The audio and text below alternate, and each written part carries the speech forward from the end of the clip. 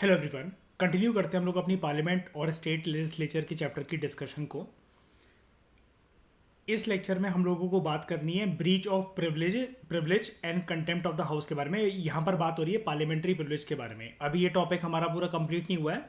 हम फिर इसके बाद स्टेट लेजिस्लेचर की प्रिविलेज को भी देखेंगे। आगे बढ़ने से पहले ना एक बात मैं बताना चाहूँगा। मैं रिवाइज कर रहा था इसको और एक बात मेरी निगाह में पड़ी। आप लोग पूछते भी नहीं हो, पता नहीं, या तो मैं कुछ ज़्यादा ही अच्छा पढ़ाता हूँ या फिर आप लोग ज़्यादा ही होशियार हो। आप लोगों की गलती ये कि आप लोगों ने मुझसे इन टर्म्स के बारे में क्यों नहीं पूछा जब मैं इसको डिफाइन कर रहा था, मतलब बता रहा था। तो आपको ये पूछना चाहिए था कि सर इन टर्म्स के बीच में फ़र्क क्या होता है। ये टर्म्स इंपॉर्टेंट हैं क्योंकि, ठीक है, 3 हो गई, 4 और ये 5, ठीक है। आराम आराम से बताता हूँ, डिक्शनरी मीनिंग के साथ बताऊँगा, आराम से समझते हैं। एक बार के लिए इन टर्म्स को समझने के लिए ज़रा हेडिंग देख लेते हैं। हम लोग बात कर रहे थे श्रेया कलेक्टिव प्रिविलेज की, ठीक है। तो ईशा, इन लोगों को मैं कुछ पार्लियामेंट्री प्रिविलेजेस करवा रहा था कि जिसमें ये बोला गया था कि मतलब अगर आप एक एमपी हो और आप किसी हाउस से बिलोंग करते हो तो आपके एक well defined rules and regulations होते हैं, है ना ईशा। जाहिर सी बात है, अगर आप उनको तोड़ोगे तो आपको कुछ ना कुछ सज़ा भुगतनी पड़ेगी, सिंपल भाषा में, है ना। अब क्या है ईशा, 2 तरह की प्रिविलेज मैंने इनको बताए थे। एक होते हैं जो पूरे हाउस के होते हैं और एक होते हैं, इसको कहते हैं कलेक्टिव, यानी कि लोकसभा एंड राज्यसभा के कंप्लीट। यानी कि वहां पर जो कलेक्टिव प्रिविलेजेस को होता है तो हम लोग बेस में क्या करते हैं कि हाउस के परस्पेक्टिव से देखते हैं ना। एंशरिया दूसरे होते हैं इंडिविजुअल प्रिविलेजेस के। यहां पर बात होती है जब आप एक एमपी हो, है ना। कुछ फर्क नहीं पड़ता कि आप कौन से हाउस से एमपी हो, बस आप एमपी हो। यानी कि ये चीज़ देखी जाती है थोड़ा सा माइक्रो लेवल पे एंड ये वाली चीज़ देखी जाती है थोड़ा सा मैक्रो लेवल पे। एक बारी इस पॉइंट को रिपीट कर लेते हैं ज़रा। कलेक्टिव प्रिविलेज के कंटेक्स्ट में हम लोग ये बात कर रहे थे, जो हाउस है, इट का मतलब है यहाँ पर हाउस, कोई सा भी हाउस हो सकता है, लोकसभा भी हो सकता है, वो राज्यसभा भी हो सकता है। वो अपने मेंबर्स को, यानी कि अगर मैं इसको यहाँ ले आऊँ, हाउस अपने मेंबर्स को यानी कि एमपीज को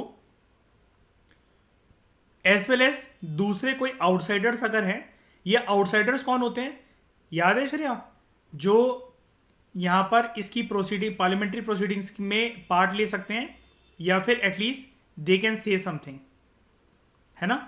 यहाँ पर देखो इस पार्ट को, कमेटी के भी मेंबर्स होते हैं, हाँ ठीक है। वो एमपी नहीं हो सकते लेकिन उनको एक कोई ना कोई अधिकार है बोलने का या फिर वो करने का। वोट वगैरह का अधिकार नहीं है लेकिन बोल सकते हैं या फिर बैठ सकते हैं वहां पर जाके, ठीक है। जैसे ये लिखा हुआ है, स्ट्रेंजर प्रोसीडिंग्स में पार्ट ले सकते हैं कि नहीं ले सकते हैं, ठीक है। खैर, फोर्थ वाले पॉइंट से स्टिक करते हैं जरा। हाउस जो है वो अपने मेंबर्स को, एमपीज को और दूसरे आउटसाइडर्स को पनिश कर सकता है कि उन्होंने प्रिविलेज को ब्रीच कैसे कर दिया। अगर ब्रीच करा है ना, अभी हम जानेंगे, आज का जो लेक्चर है हमारा उसमें हम यही जानने वाले हैं, क्या ब्रीच जो है इसको मैं, ब्रीच मतलब आम भाषा के अंदर क्या बोलूंगा मैं इसका, जैद मैंने किसी चीज का उल्लंघन कर दिया, यानी कि ब्रीच तो यही है ना, कोई रूल तोड़ दिया, शायद से रेगुलेशन तोड़ दी मैंने। अगर ये कर दिया मैंने तो उस हाउस के डिसिप्लिन को मैंने कंटेम्प्ट कर दिया। देखो पिक्चरों में ना बड़ी आसानी से श्रेया कुछ भी दिखा देते हैं। जैसे एक गोविंदा की मूवी है, वो उसमें लॉयर बना हुआ है, काफ़ी अच्छी आर्ग्यूमेंट्स देता है उसके अंदर, काफ़ी कॉमेडी मूवी है वो, क्योंकि मैं झूठ नहीं बोलता। आप में से किसी ने देखी है वो? उसमें वकील है ना, है ना, बहुत पहले आई थी, है ना वो, जब ये उस टाइम की मूवी, जब ये मिस्टर एंड मिसेस खिलाड़ी वाली और ये ऐसी पिक्चरें बनती थी, तो उस टाइम पर गोविंदा की काफ़ी फेमस मूवी है वो, है ना। क्योंकि मैं झूठ नहीं बोलता, वकील बना हुआ है उसके अंदर वो। तो क्या है, पिक्चरों के अंदर तो दिखा लेते हैं कि कोर्ट रूम के अंदर, या फिर जॉली LLB 1, जॉली LLB 2 आप लोगों ने देखी हो, है ना, कि जज के सामने कैसे भी बात कर लो। लेकिन अगर आप जज से ज़्यादा रियल लाइफ के अंदर ज़्यादा किंतु परंतु करते हो ना, तो जज ये कहता है कि आपने कोर्ट की मर्यादा को भंग करा है। मतलब डोंट वरी, अभी हालांकि टॉपिक मैं जानता हूँ कि आपके सामने पार्लियामेंट है, मैं एक जनरली आम भाषा के अंदर बता रहा हूँ कि ज़्यादातर 99% टाइम आपको कंटेम्प्ट वर्ड कहाँ सुनने को मिलेगा। आप एमपी तो हो नहीं, तो आपको तो पता नहीं है कि पार्लियामेंट का कंटेम्प्ट क्या होता है। लेकिन फिर भी कंटेम्प्ट वर्ड को समझाने के लिए आप कभी कभार अगर जज से किंतु परंतु तू तू मैं वहां पर करने लगो ना, अगर जज ने आपके ऊपर फाइन लगाया है, रियल लाइफ की चीज बता रहा हूँ ये मैं, सिविल कोर्ट के अंदर, डिस्ट्रिक्ट कोर्ट के अंदर, अगर आपके ऊपर किसी बात के ऊपर पेनल्टी लगी हुई है 5,000, आप उसको देकर आपका वकील हमेशा ये बोलेगा कि उसको दे देना, जज से कोई भी किंतु परंतु मत करना। आपने बोला sir ji I am sorry, आप वहां पर कोई रिश्तेदारी करने नहीं बैठे हो, आपके एक सॉरी का मतलब है जज आपको बोलेगा 15,000 भरो। आपने बोला सर सॉरी ये क्या कर रहे हो आप, वो बोलेगा 50,000 भरो। अब ये चीज रकम बढ़ती चली जाएगी। आपके ऊपर 5,000 की पेनल्टी लगी हुई थी, आप ये सॉरी सॉरी करते करते आप उसको 50,000 ले आए। क्यों? आप जितना उससे आर्गुमेंट करने में लगे हुए ना जज से फालतू का, ये आप उतना ही ज्यादा अपने कंटेम्प्ट ऑफ कोर्ट को इनवाइट कर रहे हो। पहले मुझे बताओ ये चीज समझ में आई आपको? एग्जांपल जो मैंने दिया, ये आपका कोई दोस्ती यारी या फिर गली मोहल्ले की बातें नहीं है कि आप सॉरी बोल के निकल जाओगे सर जी माफ कर दो, या ये फिर ट्रैफिक लाइट पे पकड़ने वाला कोई पुलिस वाला, कोई हवलदार नहीं है कि जिसने आपके चालान काटने लगा तो आप उससे सॉरी सॉरी करके डिस्काउंट मांग रहे हो। यहां पर कंटेम्प्ट ऑफ कोर्ट का केस समझा जाता है इसे। यानी कि आपने कोर्ट के रूल्स एंड रेगुलेशन को, इसका मतलब इसमें ब्रीच कर दिया ना, तभी लगाना है कंटेम्प्ट ऑफ कोर्ट का केस। बताओ श्रेया, समझ में आ रहा है? ईशा, सर के ऊपर से तो नहीं जा रहा कोई बात? फिर से बताऊं क्या? आगे ना। अब इस पूरे मुद्दे को उठा के पार्लियामेंट की तरफ पटक दो। हम एमपी नहीं है इसलिए मैं ये वाला केस समझाना नहीं चाह रहा था, एकदम से पार्लियामेंट का टॉपिक नहीं लेना चाह रहा था इस पॉइंट को समझाने के लिए। लेकिन अब आप पार्लियामेंट से कनेक्ट कर सकते हो ना। आपको कुछ प्रिविलेजेस मिल रखी हैं, उन प्रिविलेजेस को उतना ही यूज करो ना कि जितना आप सामने वाले के ऊपर हावी ना हो। जैसे मतलब मान लो श्रेया कहते हैं ना कि आपने किसी को लिबर्टी दे रखी है, अब वो अगर ओवर यूज कर रहा है उस लिबर्टी को, तो वो ओवर यूज ना होके वो मिस यूज नहीं बन जाएगा। मतलब सामने वाला पर्सन को ज्यादा ही हावी हो रहा है ना फिर इसका मतलब आपके सर के ऊपर, और वो चीज फिर आपको अनोइंग लगेगी कि मैंने ही गलती कर दी शायद से इसको ज्यादा लिबर्टी देकर, कुछ भी बोल देता है, कुछ भी कर देती है, कुछ भी ऐसा होता है, मतलब है ना। अब यहां पर अगर आपको कुछ प्रिविलेजेस मिल रखी हैं, और ये पूरी हाउस की प्रिविलेजेस है, याद रखना कलेक्टिव प्रिविलेजेस की हम लोग बात कर रहे हैं, यानी कि अगर आप वहां पर एक पर्टिकुलर रूल एंड रेगुलेशन को तोड़ोगे तो उसको ब्रीच नहीं समझा जाएगा, उसको कंटेम्प्ट नहीं समझा जाएगा। क्या बताओ? समझा जाएगा ना। अब यहां पर जो हाउस है, पूरे के पूरे हाउस के कुछ रूल्स होते हैं, या याद करो Lok Sabha rules and Rajya Sabha rules, दोनों हाउस के कुछ रूल्स होते हैं। ये जो मेंबर्स को पनिश करा जाएगा, ये जो कीवर्ड लिखा हुआ है पनिश, मुझे बता दो हर एक हाउस का बाप कौन है? लोकसभा का बाप कौन? इस पे अरे कॉन्फिडेंटली बोला करो यार, अभी भी डर रहे हो। राज्यसभा का कौन? चेयरमैन। ठीक है, वो अंदर की बात है, कृपया उसके कपड़े ना फाड़ें, जो बाहर से वो दिख रहा है जैसा वैसे ही उसको ट्रीट करें, ठीक है।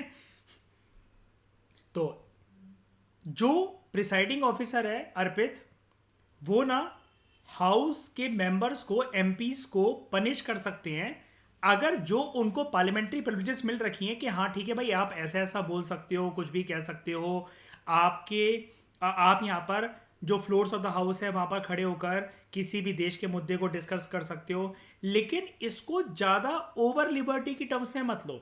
हमने पढ़ा था प्रीवियस लेक्चर के अंदर, जैद इसमें याद होगा कि ऐसा ऐसा भी मतलब नहीं है कि अगर आपको राइट टू स्पीच दे रखा है तो आप गाली गलौज करने लग जाओ या फिर इल वर्ड्स का इस्तेमाल करने लग जाओ, है ना। एक जज जिसको हटाने की बात चल रही है तो वो कोर्ट खुद देख लेगा, आपकी कोई जिम्मेदारी नहीं बनती कि आप जज को हटाने या फिर उसके केस को डिस्कस करने लगो। श्रेया याद है ना, ये सारी चीज़ हमने पढ़ी थी। अगर आप इन रूल्स एंड रेगुलेशंस को वॉयलेट करते हो तो अब देखना, अब ये जो 5 टर्म्स है ना जो कि हमने प्रीवियस लेक्चर के अंदर मैंने बताई नहीं आपको ना, आपने पूछी, ठीक है। अब मैं आपको बताता हूँ प्रिसाइडिंग ऑफिसर जो होगा हाउस का वो क्या करेगा। पनिश तो क्योंकि वही कर सकता है। सबसे पहले प्रिसाइडिंग ऑफिसर बोलेगा अगर लोकसभा में कंटेम्प्ट हुआ है तो वो क्या बोलेगा कि मेंबर ने लोकसभा के रूल्स को वायलेट करा है, किसी एक ने या फिर दूसरे नंबर ऑफ मेंबर्स ने। अगर राज्यसभा में केस हुआ है तो क्या बोलेगा वहां का प्रिसाइडिंग ऑफिसर कि राज्यसभा की एमपी ने वहां के रूल्स को तोड़ा है, ठीक है। अब पनिशमेंट देनी है। अब पनिशमेंट की फॉर्म जानते हैं। नंबर वन अंग्रेजी वर्ड आपके सामने क्या लिखा हुआ है? रेप्रीमेंट। रेप्रीमेंट बताता हूं, देखो डिक्शनरी मीनिंग से ही जानना है इसे। डांट लगाना, फटकार लगाना होता है इसका मतलब। फॉर्मल एक्सप्रेशन ऑफ डिसअप्रूवल, ये बकवास चीज है, मैं आपको ये दिखाता हूं। अब देखो इसको, ये देखो डांटना, मैंने बोला ना डांट लगाना, फटकार लगाना, यहां पर डांट दिया जाएगा। अच्छा मुझे एक बात बताओ, ये डांट किस काम की है? ये डांट किस काम की है?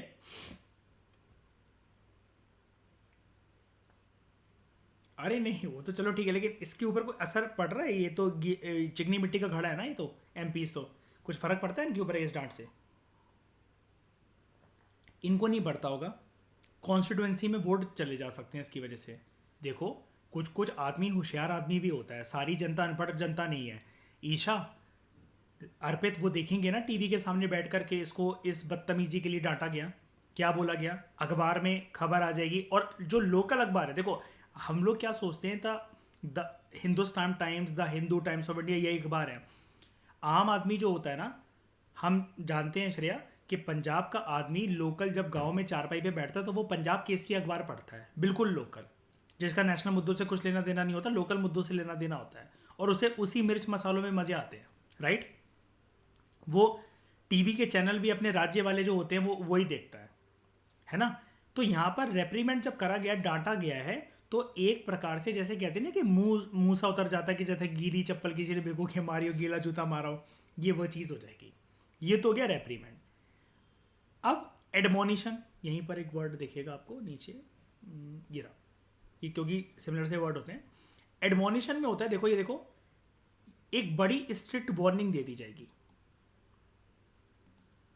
एक बड़ी स्ट्रिक्ट वार्निंग दे दी जाएगी,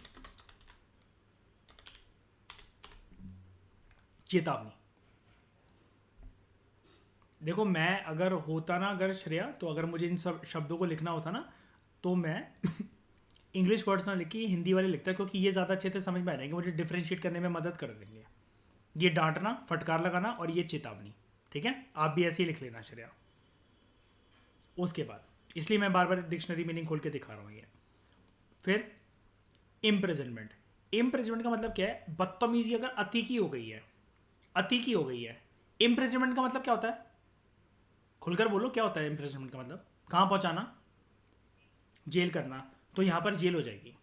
जेल कैसे होगी? प्रिसाइडिंग ऑफिसर किसको बोलेगा?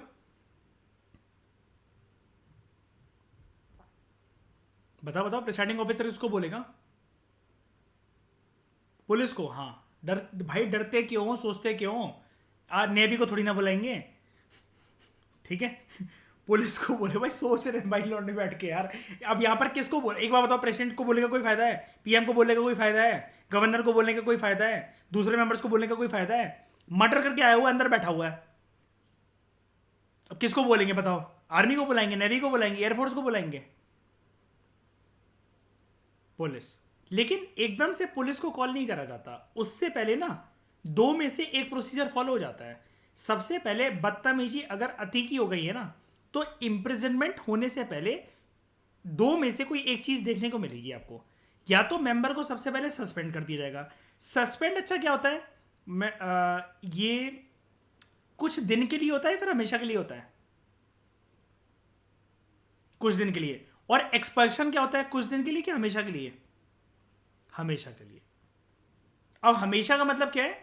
अगर दोबारा मतलब हमेशा का मतलब क्या है? अगर सस्पेंड हुआ तो पर्सन एमपी है क्या? है। है कुछ दिन के लिए, पावर्स एंजॉय नहीं कर सकेगा बीइंग एमपी, है ना? एक्सपल्शन में एमपी रहेगा? बोलो। नहीं। ये चीज है। अब ये पांचों टर्म समझ में आ गई अच्छे से?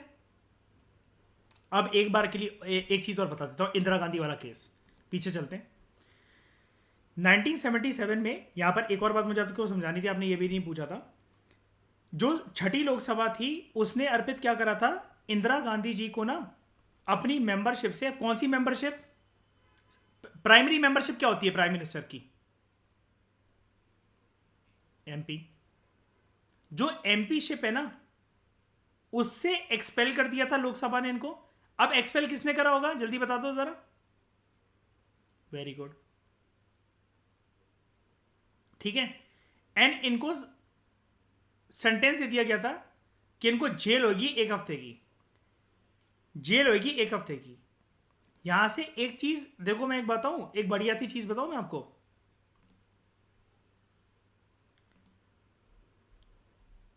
कलेक्टिव प्रिविलेज के अंदर याद रखना, ये वाली बात सॉरी मुझे प्रीवियस लेक्चर में आप लोगों को बता देनी चाहिए थी। आई एम एक्सट्रीमली सॉरी, इतनी इंपॉर्टेंट बात मैं भूल गया। लेकिन इसलिए पता क्या होता है, जब आपका लेक्चर खत्म हो जाता है ना, मैं दोबारा एक बारी क्रॉस चेक जरूर उसे करता हूँ कि मैंने जितनी मैं चीज़ें जानता था क्या मैंने सबको बता पाया हूँ। इसलिए तो श्रेया, जब मैंने इसको क्रॉस चेक करा ना, तभी तो ये दोबारा ले रहा हूँ ये वाला पॉइंट मैं प्रीवियस डिस्कशन से। मैंने देखा क्योंकि मैं भूल गया हूँ दो चार चीज़ें बताना इंपॉर्टेंट। अब देखो, कलेक्टिव प्रिविलेज के टर्म्स में ये चीज़ जान लेना प्लीज़। इस पॉइंट को तो टैटू बनवा लो अपनी बॉडी पे। बहुत इंपॉर्टेंट पॉइंट बोलने जा रहा हूँ मैं, बहुत इंपॉर्टेंट। ये आपको लक्ष्मीकांत पूरी पढ़ भी लोगे ना शायद से ही, उसके बाद ये बुद्धि खुल सके इस पॉइंट की। ये पॉइंट ये है, कलेक्टिव प्रिविलेज का मतलब, अगर मैं फिर से रिपीट करूं, इसका मतलब यही है ना ईशा, लोकसभा के कुछ रूल्स होंगे एंड कुछ राज्यसभा के रूल्स होंगे, राइट। इन रूल्स को वॉयलेट करोगे तो ही कंटेम्प्ट और ब्रीच माना जाएगा। यही ये जानते हैं ना हम लोग। कलेक्टिव प्रिविलेज को अगर तोड़ा जाए तो याद रखना, दो चीजें बोल रहा हूं मैं। रूल्स के तहत अगर ये चीज प्रूफ हो जाए कि एमपी ने अपने प्रिविलेजेस को ब्रीच कर दिया है, हाउस के रूल्स का कंटेम्प्ट कर दिया है, तो उस हाउस का जो भी प्रिसाइडिंग ऑफिसर होगा वो अपने रिस्पेक्टिव गुनेगार एमपीज को जेल करवा सकता है, जेल करवा सकता है, ठीक है। या फिर अंग्रेजी अनुवाद इसका बोले तो इम्प्रिजनमेंट करवा सकता है। यह पावर प्रिसाइडिंग ऑफिसर के पास है किसी भी एमपी को जेल करवाने की। लेकिन क्योंकि कलेक्टिव प्रिविलेजेस के कंटेक्स्ट में हम लोग ये चीज पढ़ रहे हैं, जब किसी हाउस के रूल्स को तोड़ा जाए और वो रूल को तोड़ने के बाद एक केस बन जाए, ब्रीच ऑफ रूल्स का या contempt of the rules of the house का, गुनेगार एमपी को जेल करवा सकता है पूरा पूरा हाउस। और हाउस में टॉप का जो बंदा होता है जो ये ऑर्डर देगा, वो देगा प्रिसाइडिंग ऑफिसर। पावर इतनी, ध्यान से सुनना, पावर इतनी कि ये इंप्रिजनमेंट पीएम तक की हो सकती है। और यही तो हुआ, यही तो हुआ। कहां गया? यहां पर।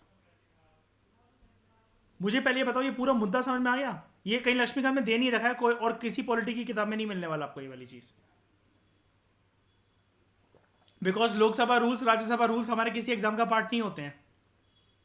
पार्लियामेंट चैप्टर खुद में इतना बड़ा है श्रेया, वो तो याद हो नहीं पाता पूरा, ये कहां से याद होंगे रूल सारे।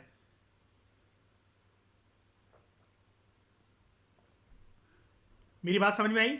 ये जेल वाली चीज कहीं नहीं मिलेगी, क्योंकि देखो काइंड ऑफ इक्की दुक्की क्लास बच्ची, हमारी पार्लियामेंट चैप्टर खत्म होने वाला है, लेकिन आपने क्या स्पीकर की पावर वावर में कहीं पर भी सुना ये वाली चीज आपने? लेकिन अगर ये चीज यहां पर दे रखी है, ये प्रूफ कर रहा है इस चीज को कि नहीं कर रहा कि 6 लोकसभा ने एक्सपेल कर दिया श्रीमती इंदिरा गांधी को। अब यहां पर कोई बंदा क्यों नहीं दे रखा है? क्योंकि कलेक्टिव प्रिविलेज को ब्रीच करा होगा इन्होंने। वो अलग बात है कि प्रिसाइडिंग ऑफिसर ही करेगा ऐसा। और पीएम तक को सेंटेंस कर दिया जेल फॉर अ वीक। अब ऊपर आ जाओ, ये पॉइंट प्रूव हो गया। देखो श्रेया, ना रेप्रीमेंट करा ना एडमोनिशन करा, सीधा इंप्रिजनमेंट करा।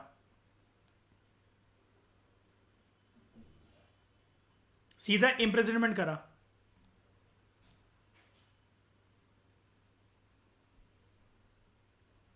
अब देखो, मेरे रूल्स को हमेशा ध्यान में रखा करो। मैंने आपको एक ये रूल बताया था, शांत दिमाग से सुनो। मैंने बोला था ना, जेल ऐसे ही नहीं हो जाएगी। जेल होने से पहले दो में से कोई एक प्रक्रिया होगी, या तो वो एमपी सस्पेंड हो जाएगा या एक्सपेल हो जाएगा, है ना। अब आके देखो अपनी पैनी नजरों से क्या हुआ था श्रीमती इंदिरा गांधी जी के साथ। जेल भेजने से पहले हाउस ने क्या बोला? क्या लिखा हुआ है? एक्सपेल हुई थी। किसने करा? स्पीकर ने। यहां पर इनके साथ ये भी हो सकता था ना, स्पीकर की मूड के ऊपर ये वाली बात है ना, सस्पेंड भी हो सकती थी ना। अब मेरी बात ध्यान से सुनना। एक और बात बता रहा हूँ, ये भी कहीं नहीं मिलने वाली आपको। कलर दूसरा ले लेते हैं, ब्लू कलर ले लेता हूँ, बिल्कुल ध्यान से देखना शार्प आइज से। ये जो प्रिसाइडिंग ऑफिसर की या पूरे के पूरे हाउस की जो पावर है ना, एमपी को इंक्लूडिंग पीएम को रिप्रीमेंट करना, उसका एडमोनिशन करना, उसको जेल पहुंचाना, लेकिन जेल पहुंचाने से पहले ये डिसाइड करना कि सस्पेंड होगा या एक्सपेल होगा।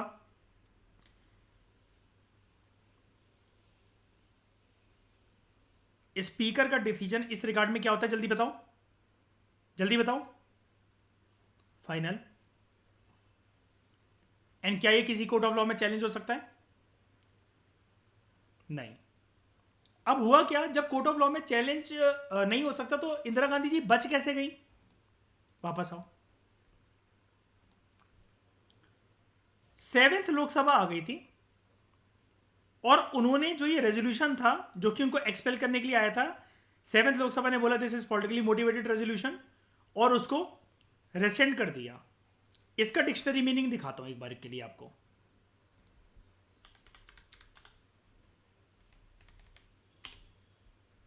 क्या लिखा हुआ है? रिवोक, कैंसिल या रिपेल, रद्द कर देना।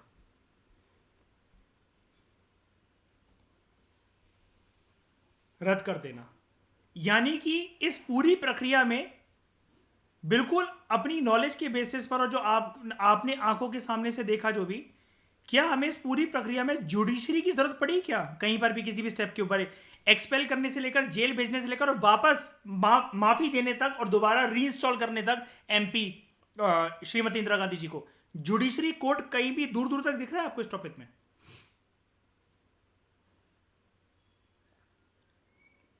नहीं ना। पता है क्यों? अब इसका गेम समझाता हूं। ये जो कलेक्टिव प्रिविलेज का पूरा टॉपिक पढ़ाया ना मैंने ईशा, ये वाला, ये अपने आप में बहुत बड़ी चीज़ है कि लोकसभा के रूल्स को वायलेट करना या फिर राज्यसभा के रूल्स को वायलेट करना और उसमें प्रिसाइडिंग ऑफिसर का ये डिसाइड करना कि एक जो बिगड़ैल एमपी है वो जेल जाना, वो इम्प्रिजन होना डिजर्व करता है कि नहीं करता है, इंक्लूडिंग फर्क नहीं पड़ता वो पीएम हो या पीएम का बाप हो। केस बनना चाहिए सिर्फ ब्रीच ऑफ प्रिविलेज का या कंटेम्प्ट का। तो काइंड ऑफ हम क्या ये कह सकते हैं इस केस के अंदर काइंड ऑफ ये टर्म यूज करनी ही नहीं है जो मैं बोलने जा रहा हूं, लेकिन काइंड ऑफ ये breach and content of privileges की जो पावर है और लोकसभा या राज्यसभा के रूल्स को तोड़ा जाए तो प्रिसाइडिंग ऑफिसर काइंड ऑफ एक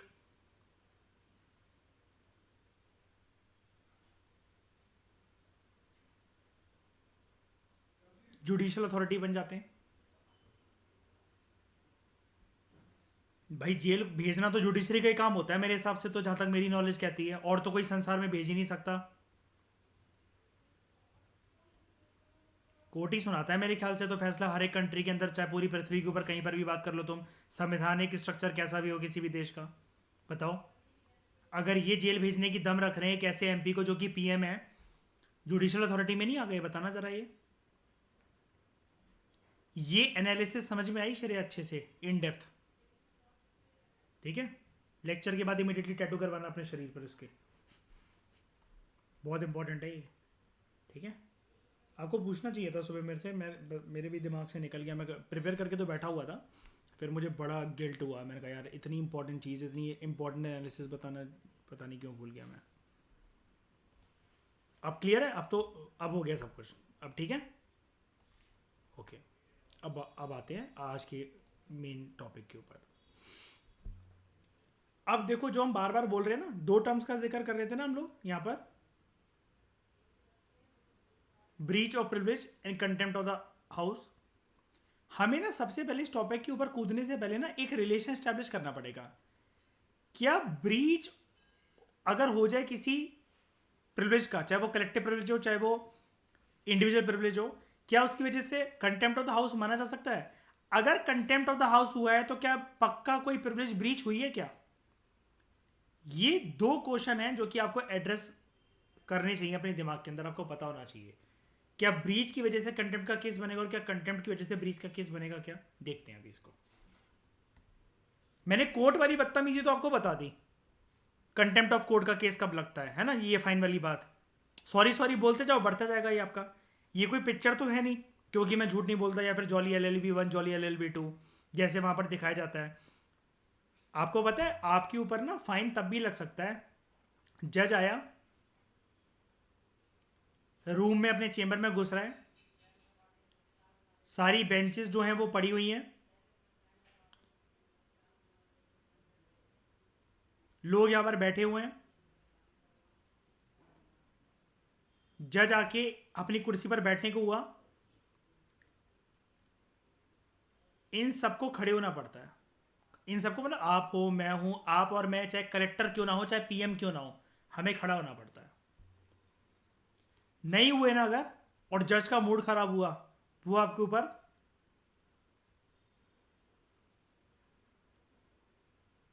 फाइन पेनल्टी लगा सकता है।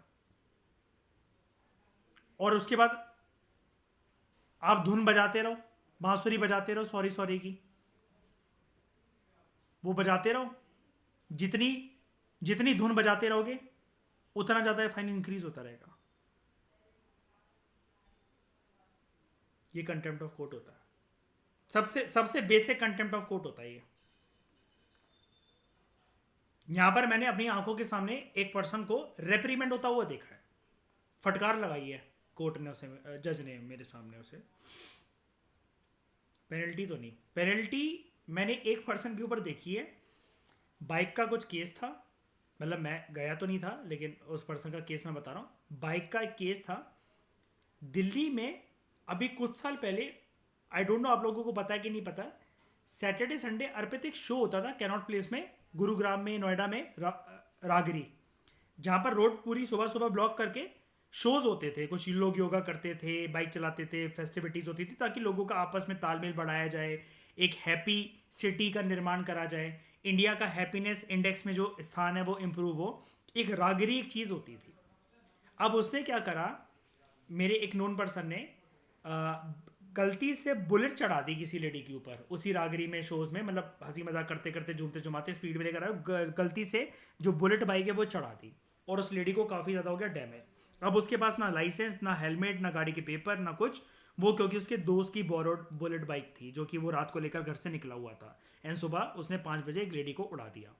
कोर्ट में केस गया, उसको बुलाया गया, पता था नहीं उसको, जस्ट क्योंकि वो 12th पास आउट लड़का था, वो सॉरी सॉरी सॉरी बोलता रहा। 5,000 रुपए की पेनल्टी उसको जो भुगतनी पड़ी ना श्रेया, 1,25,000 उसको देने पड़े, सिर्फ सॉरी सॉरी गाते गाते।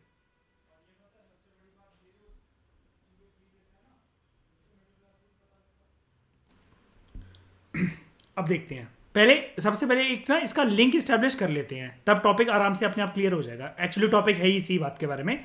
सबसे पहले लिंक जानने, क्या मैं फिर से रिपीट कर रहा हूँ, क्या ब्रीच की वजह से कंटेम्प्ट ऑफ द हाउस होगा, प्रिविलेजेस की ब्रीच की वजह से, या फिर अगर कंटेम्प्ट ऑफ द हाउस की घटना हुई है तो क्या ब्रीच हुआ है किसी प्रिविलेज का, ये देखेंगे। अब देखो, कोई भी जब एक इंडिविजुअल या एक अथॉरिटी है, एक इंडिविजुअल है तो वो एक MP है, या फिर आउटसाइडर भी हो सकता है, और एक अथॉरिटी है, तो यहां पर बात चल रही है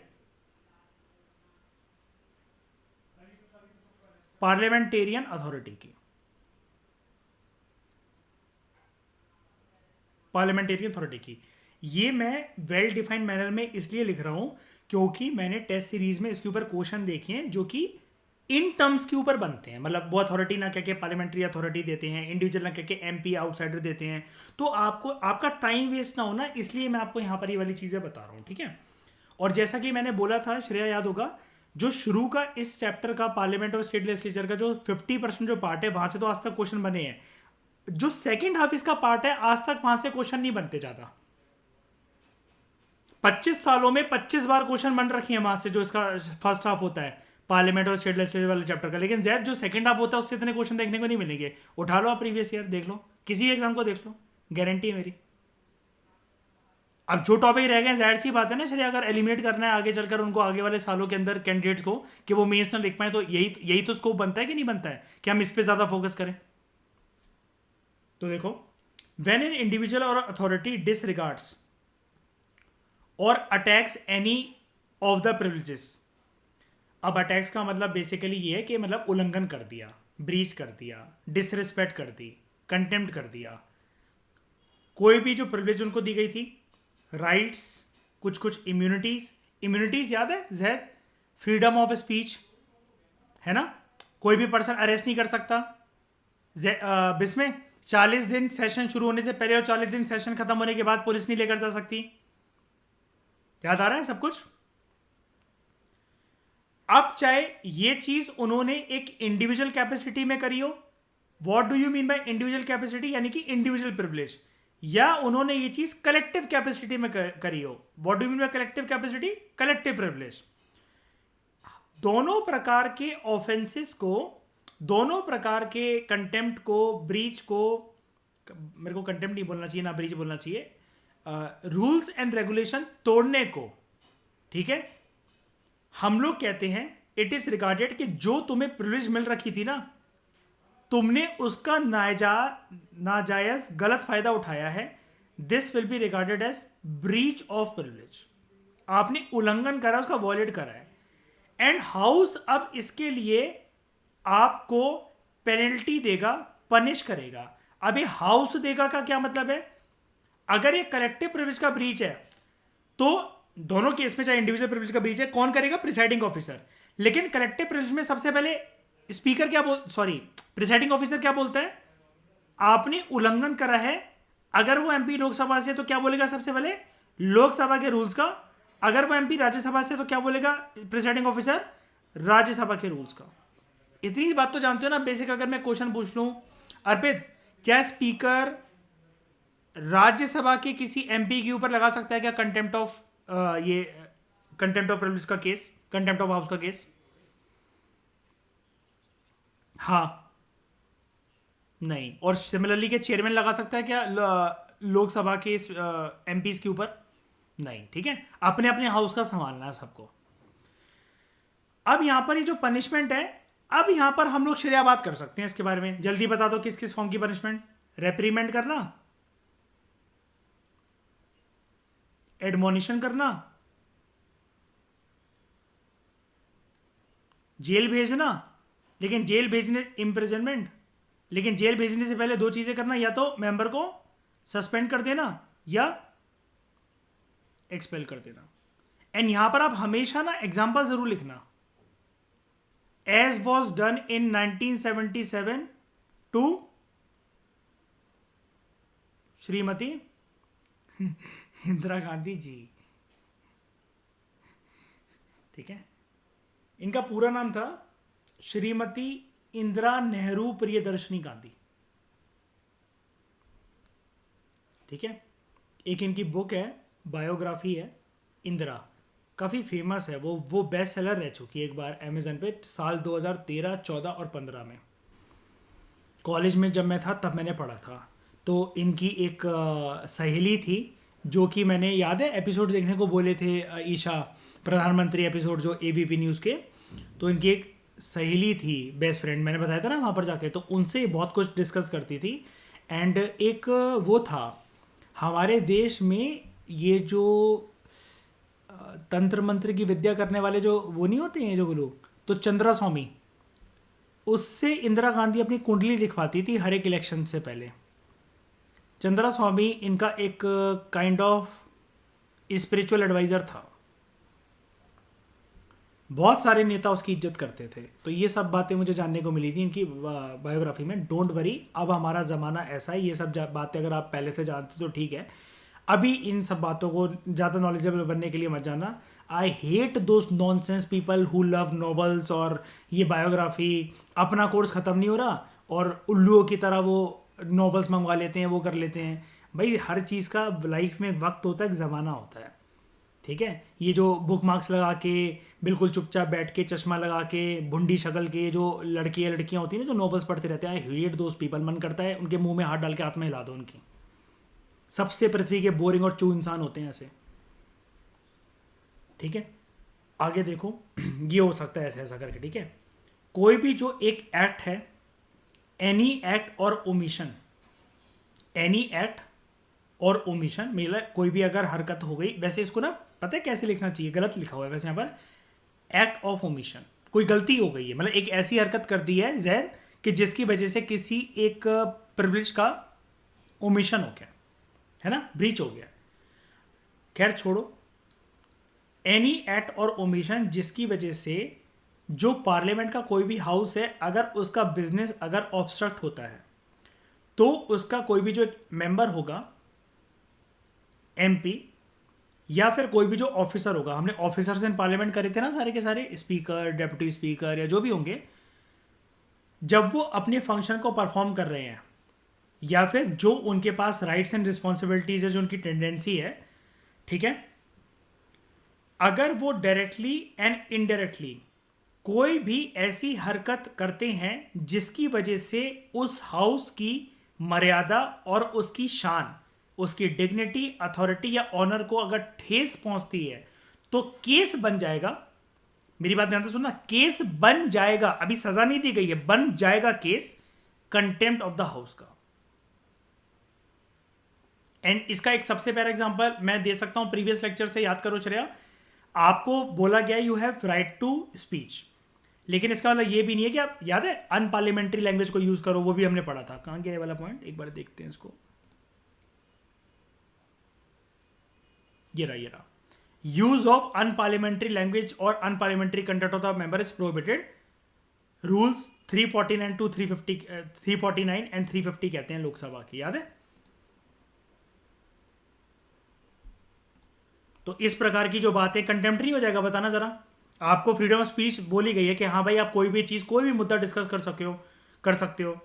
अब वहां पर बंदा मुद्दे को डिस्कस करते हुए एमपी है, अपने जो जिस पद पे पर्सन बैठा हुआ है वहां पर कम से कम उसका पालन तो करे, मर्यादा तो रखे कम से कम। वो लगा हुआ है वो माँ बहन की गाली देने में, तो उसको यही माना जाएगा कि उसने जो प्रिविलेज है उसको ब्रीच करा है। तो यहां पर हमें दो फ्रेजेस देखने को मिलते हैं। कौन कौन से दो phrases?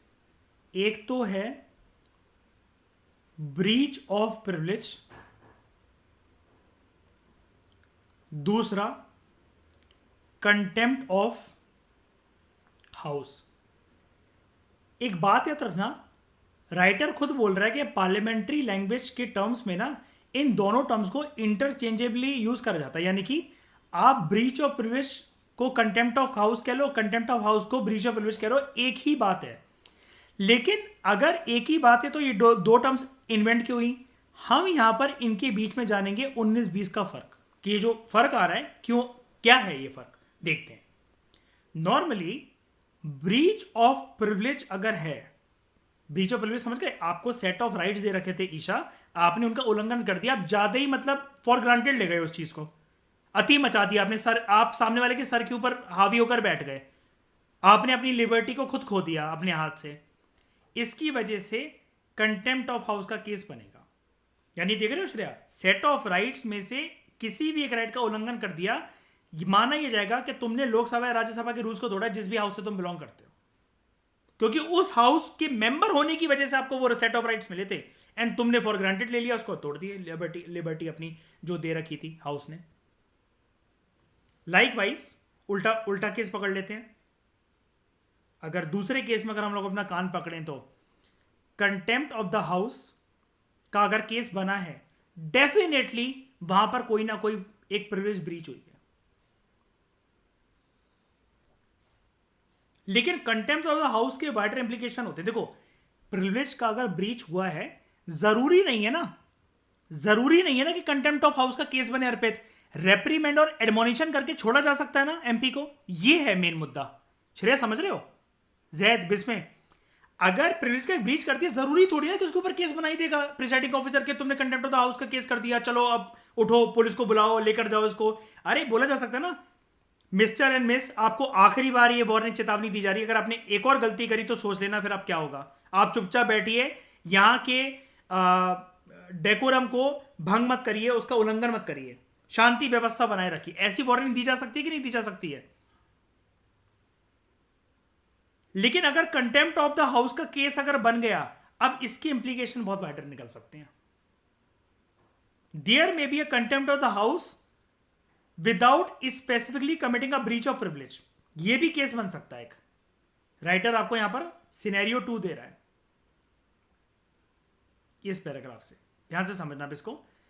Contempt of the house का केस बन सकता है, जरूरी नहीं है कि किसी एक स्पेसिफिक प्रिविलेज को किसी एक मेंबर ने ब्रीच कर दिया हो। Similarly actions which are not breaches of any specific privilege, कोई भी एक ऐसा एक्शन कमिट कर दिया है किसी एक एमपी ने जिसकी वजह से वो एक्शन अनपार्लियामेंटेरियन है, लेकिन प्रिविलेज जो दी गई है वो ब्रीच नहीं हुई है। देखो जरूरी नहीं है ना कि हर एक एक्ट, मतलब जो इनको सेट ऑफ राइट्स मिल रखे हैं, इनका हर एक एक्ट उसी प्रिविलेज को ब्रीच करे। इसके अलावा भी तो और भी तो घटनाएं कर सकते हैं। अब प्रिविलेज के अंदर ये तो बोल नहीं रखा कि आप मर्डर नहीं कर सकते, लेकिन अगर ये मर्डर करके आ गए तो केस तो इनको रिमूव करने का इनके मर्डर के ऊपर बनेगा ना, जो ये बाहर कर आए हैं, है कि नहीं?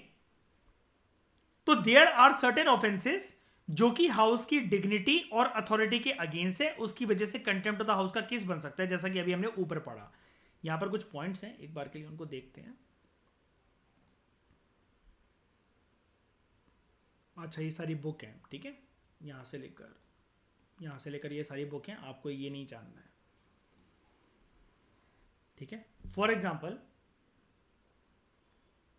डिसओबीडियंस का मतलब क्या होता है? डिसओबे करना, यानी कि आपने यहां पर क्या कर दिया?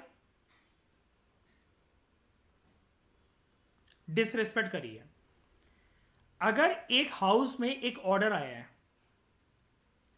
लेजिटिमेट ऑर्डर का यह मतलब है वो देश की किसी एक अथॉरिटी, स्पेसिफिकली कॉन्स्टिट्यूशनल अथॉरिटी से पास करा गया ऑर्डर आपके खिलाफ आया है हाउस के अंदर, ठीक है। अब वो ऑर्डर हो सकता है ना कि यार apart from being a parliamentarian आपने सड़क पर कोई हादसा कर रखा हो, उसके लिए आया हो कि चलो आपको थाने में पुलिस ने बुलाया या फिर कोर्ट में आज आपकी पेशी है। इसकी वजह से क्या हमेशा ये मान लें कि जो प्रिविलेज है वो ब्रीच हो गई है? नहीं, लेकिन फिर भी पनिश तो करा जाएगा ना मेंबर को कि बेटा तुमने कंटेम्प्ट ऑफ द हाउस करा है। क्यों?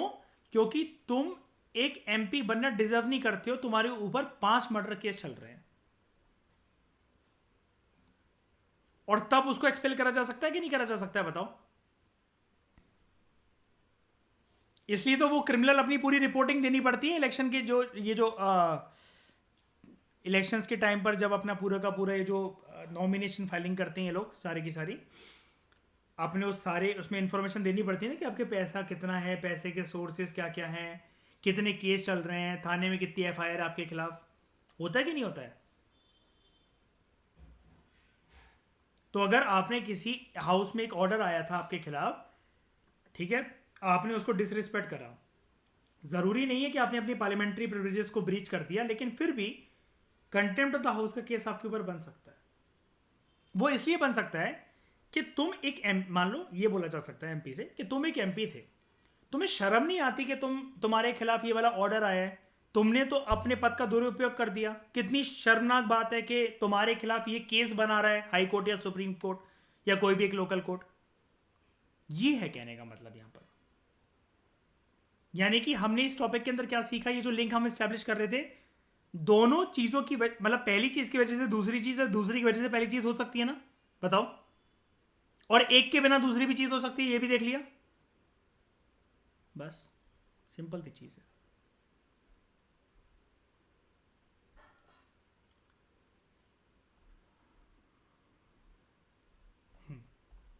इसी के साथ यहां पर एक चीज और कर लेते हैं, what are the sources of privileges. ये जो प्रिविलेजेस दिए गए हैं कौन कौन से दिए गए हैं? Collective plus individual. ओरिजिनली जो संविधान है, जब संविधान निर्माताओं ने संविधान लिखा था दिसंबर 1946 से लेकर नवंबर 1949 तक, तो ओरिजिनल जो उसका आर्टिकल था 105 क्रिस्टल क्लियर शब्दों में एक्सप्रेसिटली वहां पर मेंशन था 2 तरह के प्रिविलेजेस जो कि मिलेंगे एमपीज को। एक तो ये था freedom of speech in parliament, जो मर्जी बोलना है पार्लियामेंट के फ्लोर पर बोलो। लेकिन जैसा कि हम जानते हैं फ्रीडम ऑफ स्पीच एक प्रकार का क्या है,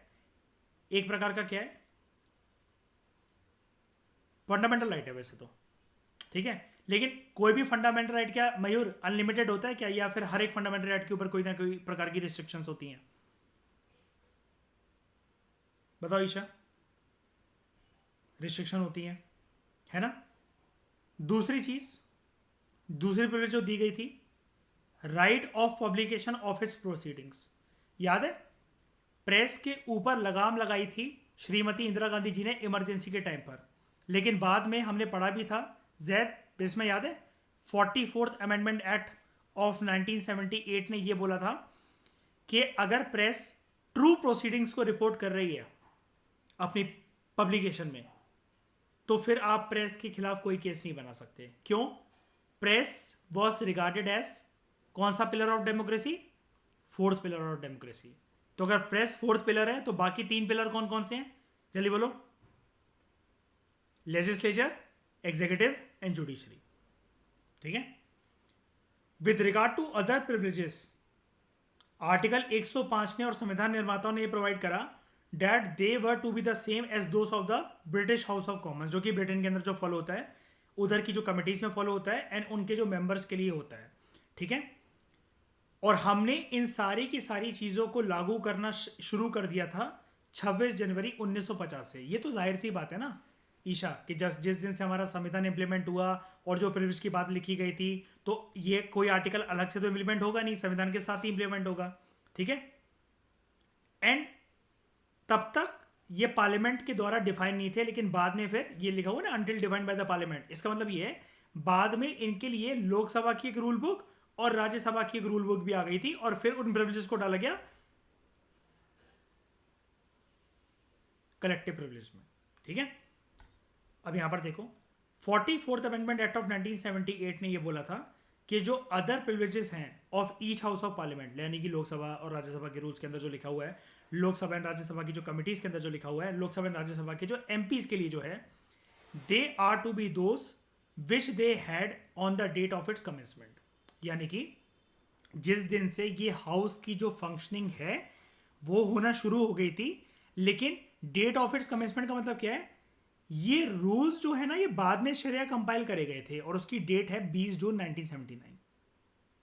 मतलब प्रिविलेज के बारे में हाउस के रूल्स में इस डेट पे लिखा गया था, तब ये पार्लियामेंट के अंदर डिफाइन करे गए। अब पार्लियामेंट के अंदर डिफाइन करने का मतलब क्या है? लोकसभा की रूल बुक में भी लिखा जा चुका था, राज्यसभा की रूल बुक में भी लिखा जा चुका था, कंबाइंडली हम इसको बोलेंगे कि पार्लियामेंट की रूल बुक के अंदर ओवरऑल लिखा जा चुका था। डोंट वरी, आपको ये डेट वेट डालने की जरूरत नहीं है, बस आप इतना समझ जाओ कि प्रिविलेजेस का जो मुद्दा है, शुरू में इंडिविजुअल और कलेक्टिव प्रिविलेज टर्म नहीं थी। There were two kind of privileges, freedom of speech and right of publication. ये चीज थी प्रेस के लिए रिजर्व। ये जो वर्ड हम यूज करते हैं ना, इंडिविजुअल एंड कलेक्टिव प्रिविलेज, ये 44th अमेंडमेंट एक्ट ऑफ 1978 से आया था। कुछ टाइम लगा था इसको, अगले ही साल 20 जून 1979 को इसको पार्लियामेंट की रूल बुक के अंदर कंपाइल कर दिया गया सेपरेटली मतलब Lok Sabha rule book and Rajya Sabha rule book. अगर आपने ये एग्जाम जो है वो क्लियर करा, लोकसभा एंड राज्यसभा प्रोटोकॉल, तो आपको वो चीज बहुत अच्छे से पढ़ाई जाती है वहां पर ट्रेनिंग के टाइम पर। ठीक है। This means that position with regard to other privileges remains the same. दूसरे शब्दों में, amendment has made only verbal changes. Direct reference हमारे रूल बुक के अंदर हाउसेस जो है उसके अंदर दिया गया ब्रिटिश हाउस ऑफ कॉमन्स का, यानी कि ये बोल रखा है, जो रूल बुक है ना लोकसभा राज्यसभा की, वहां पर ईशा ये बोल रखा है कि इसकी इंस्पिरेशन हमने ब्रिटिश कॉन्स्टिट्यूशन से ले रखी है। ठीक है। एंड कोई भी जो चेंज होता है उसकी जो इंप्लीकेशन होती है वो इन सभी प्रोविजंस के ऊपर आपको देखने को मिलती है। यहां पर देखो, एक second. The then law minister gave the following reason for dropping reference to the British House of commerce.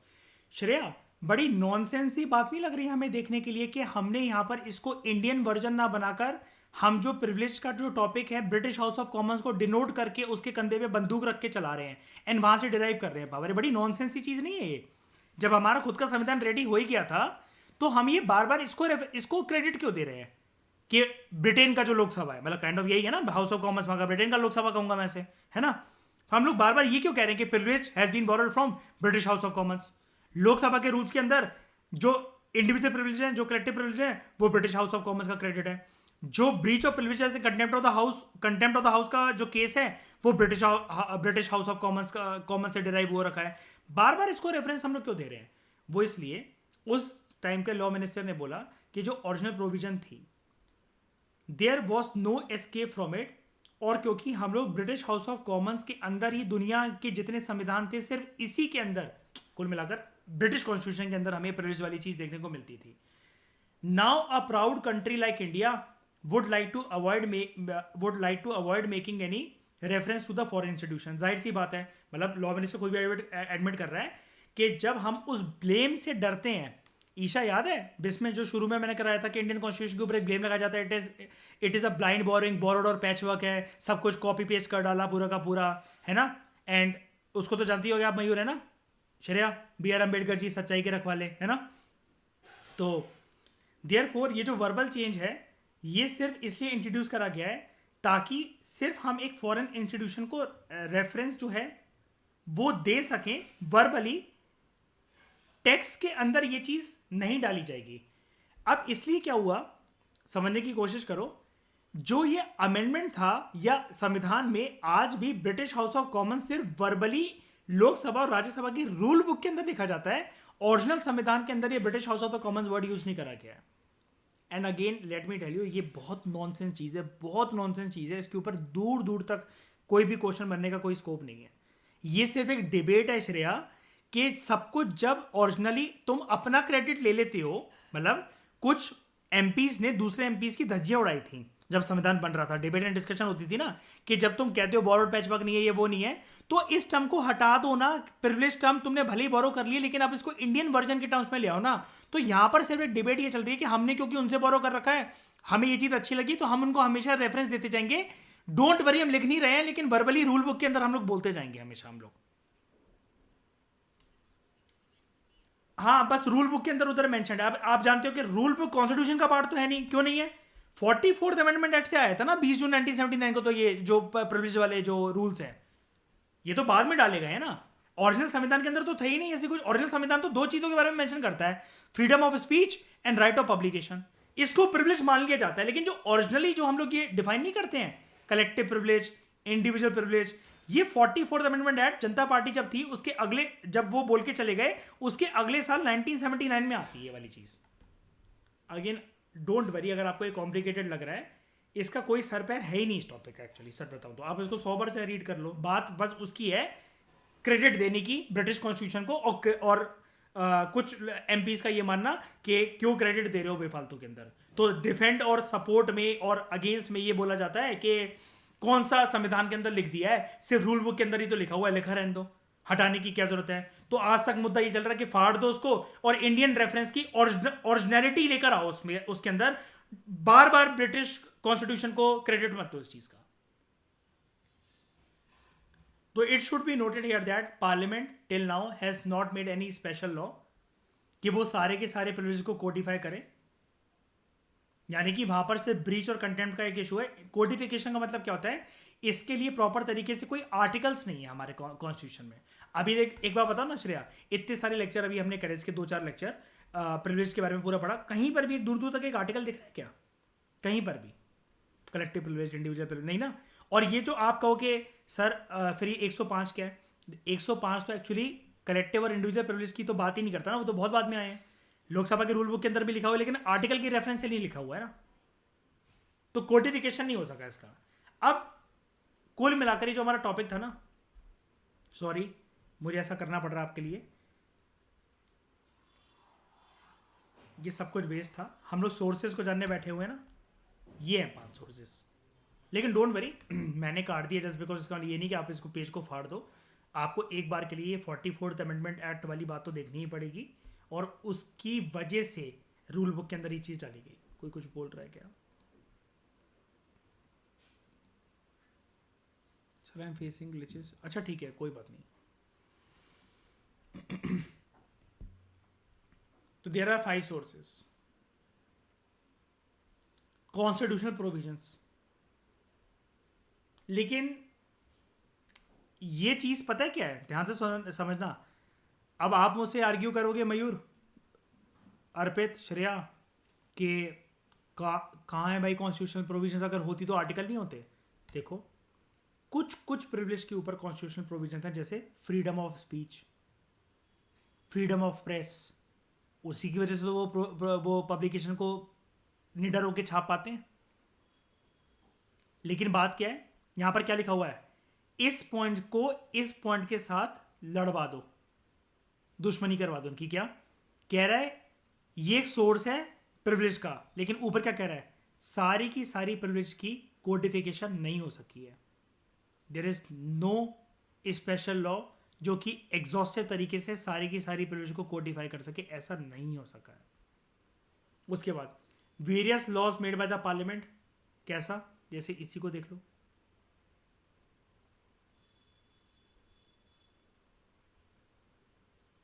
सही है श्रेया, है ना। Rules of both the houses of the parliament, main तो यही है पूरे का पूरा डिस्कशन में, है ना। और कब आए थे, 1979, किसके बाद आए थे, इसके बाद। उसके बाद कुछ कुछ प्रिविलेज के बारे में कहीं दे नहीं रखा है, वो पार्लियामेंट्री कन्वेंशन के तौर पर स्टैब्लिश हो गए हैं। जैसे एक छोटी सी बात बताता हूँ, स्पीकर महोदय बैठने आए हैं श्रेया, सारे के सारे एमपीज जो है इंक्लूडिंग प्राइम मिनिस्टर, वो खड़े हो जाते हैं गुड मॉर्निंग गुड आफ्टरनून करने के लिए, जैसे कोर्ट में मैंने आपको बताया। ये भी तो एक कंडक्ट हुआ ना हाउस का, बताओ, है ना। उसके बाद जुडिशियल इंटरप्रिटेशन से भी ये प्रिविलेज आए हैं, कहेंगे जुडिशरी भी इंटरप्रेट करता हुआ आया है कि हाँ भाई, कब मेंबर्स के किसी भी कंडक्ट को ब्रीच ऑफ प्रिविलेज माना जाएगा और कब नहीं माना जाएगा।